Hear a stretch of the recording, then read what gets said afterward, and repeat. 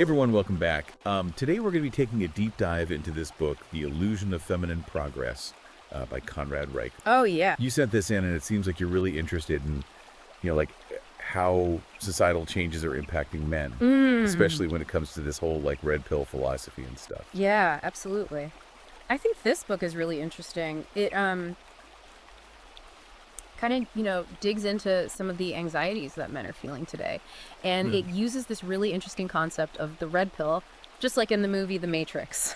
Oh, right. That whole red pill, blue pill choice. And Riker uses that as this kind of metaphor for like waking up to the realities of like gender dynamics and Yeah. societal structure. Yeah, and I'm guessing that for a lot of the men who connect with the red pill idea, it's a lot about seeing how traditional masculinity seems to be maybe declining and how that's impacting their lives. Exactly. And I think Riker argues that society has become increasingly feminized. And he uses some really interesting examples to illustrate this point. Like, remember Fred Flintstone? Oh, yeah. The classic, working class dad. Yeah. And he compares him to male characters in shows like The Big Bang Theory. And he argues that the media often shows men as incompetent or even villainous these days. Okay, so how does this tie into this masculinity crisis that Riker talks about? Well, he suggests that men are struggling with their identity because those traditional roles that they used to have, like provider, protector, those things are being eroded. Right. And he even tells the story of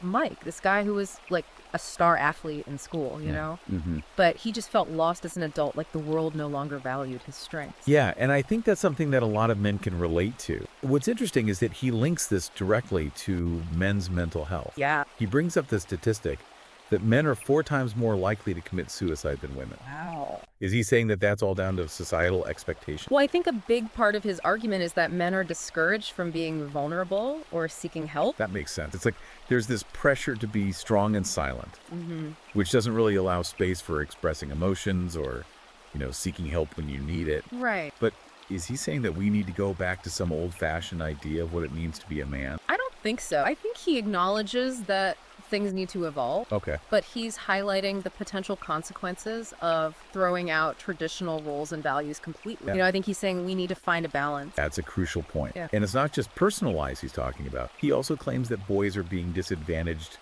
in the education system as well. Yeah, he even suggests that schools aren't designed for how boys learn best, Oh. and that there aren't enough positive male role models in education. He talks about this boy who thrived after switching to a single-sex school. Yeah, That's a pretty radical solution, isn't it? I mean, could that even work for everyone? that's a big question.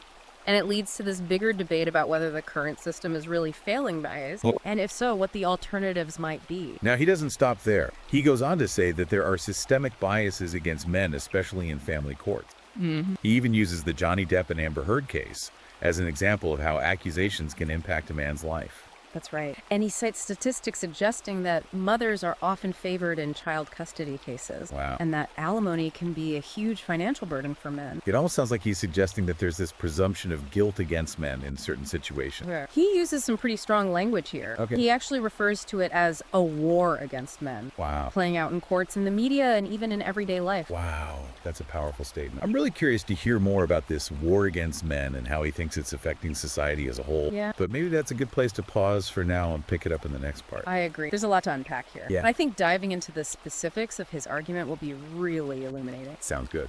We'll be back to dig deeper into the illusion of feminine progress after a quick break. So this war against men that Riker describes, it's really central to his argument. Yeah, I'm curious about that. How does he actually define this war? This is a pretty provocative term. Well, he points to this idea of a victim narrative that's become really prominent. Okay. And he says it often overlooks men's struggle. Uh-huh. He even uses the hashtag #MeToo movement as an example. Okay. While he acknowledges its importance, Yeah. he questions whether it sometimes goes too far and silences men. I see where he's coming from. It's like he's saying we need to be careful not to shut down men's perspective, even as we're trying to address legitimate concerns about harassment and abuse. Exactly. Okay. And he's not saying that we should dismiss women's experiences at all. Right. But he is urging us to consider that maybe there are multiple victims in some situations, Right. and that men's pain is often ignored. I'm starting to see how he links all of this back to the mental health crisis we were talking about earlier. Exactly. He argues that this dismissal, combined with societal expectations that men should just be strong and silent, contributes to the higher suicide rates among men. That's a pretty sobering thought. It makes you realize how much these unspoken expectations can really weigh on people. Yeah, and he goes even further. Yeah. He talks about the fatherless epidemic and how growing up without fathers is affecting society, especially boys. What's his take on that? He connects fatherlessness to issues like crime, poverty, and even problems in education. He's a big advocate for fathers being more involved in their children's lives. You know, when you lay it all out like that, Yeah. it's pretty clear how he connects all these different pieces, you know, from individual struggles to societal trends. But so far, we've mostly focused on the problems. Does he offer any solutions? He does. He actually spends a good chunk of the book exploring what he calls the reclaiming of masculinity. Okay. I'm interested. What does that look like? Well, he talks about the importance of positive male role models, Okay. both historical figures like Theodore Roosevelt and modern day figures like Jordan Peterson. Those are some pretty diverse examples. Yeah, and it seems like he's saying that men need to step up and become leaders, mentors, and role models for the next generation. That makes sense. Yeah. But what about those broader societal trends he was talking about? Does he address those? He does, and this is where things get even more interesting. Okay. He dives into this concept called hypergamy, Okay. which he describes as women's natural inclination to seek out partners who have higher status resources and offer more protection. It's like that old saying, women want a man who can build a house, not just live in one. Exactly.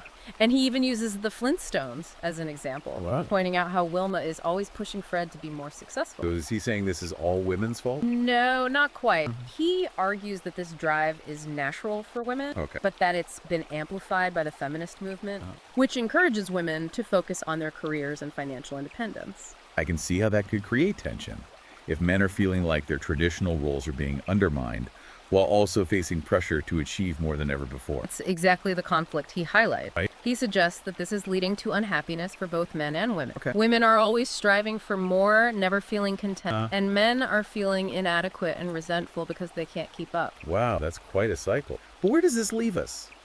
What does Riker propose we do about all this? That's a good question, and it's something we'll delve into further in the next part. Okay. He doesn't offer simple solutions, but he does lay out a path for men to navigate this new landscape and reclaim their masculinity in a way that works for them. Sounds like we've got a lot more to cover. We'll be right back after a quick break to explore the solutions Riker proposes in The Illusion of Feminine Progress.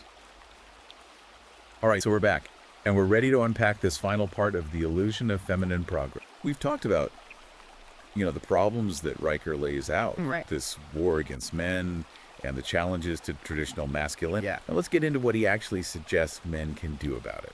Well, he calls it reclaiming masculinity, but it's not about, like, you know, going back to the old ways or anything like that. It's more nuanced than that. I think what he's saying is men need to understand the forces that are at play and then consciously choose how they want to define themselves. So it's not about fitting into this predefined box, Right. but about kind of actively creating a new definition. Exactly. And he talks about this thing called the sexual marketplace. Okay. And it's basically this idea that dating and relationships are kind of like a market Okay. where men and women are competing for partners. Okay. And he argues that, you know, it's become harder for men to navigate this because of this double standard where they're expected to be strong, but also sensitive, assertive, but not aggressive. It's like they're damned if they do and damned if they don't. Exactly. And he suggests that this confusion is causing a lot of men to just withdraw from relationships completely. Right. He even touches on social media and how that's making things even more complicated Oh, yeah. by presenting these unrealistic ideals. I can see that. It's like everyone's trying to present this perfect version of themselves online, and it's hard to know what's real anymore. Yeah, and it's not just relationships either. He applies this idea of shifting landscape to the workplace too. Okay. Riker argues that many workplaces have become kind of feminized Okay. with policies that actually disadvantage men, even if unintentionally. Okay. So how does he back that up? Well, he points to things like flexible work arrangements and diversity quotas. Okay. And he says, you know,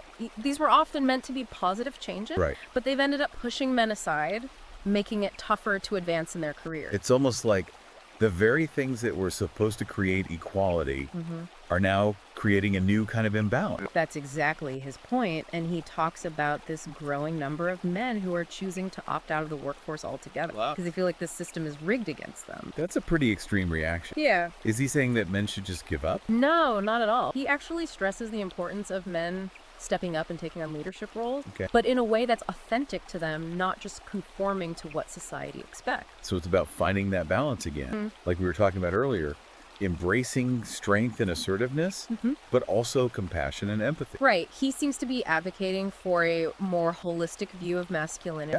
He even discusses the concept of male emasculation, Okay. where men are stripped of their power and their self-worth. It seems like what he's saying is that the pendulum has swung too far in one direction, and now we need to find a way to kind of bring it back to the center. Exactly. And he's not just talking about individual men here. Yeah. He ties this back to fatherhood. And he argues that these societal shifts are making it harder for men to be good fathers. How so?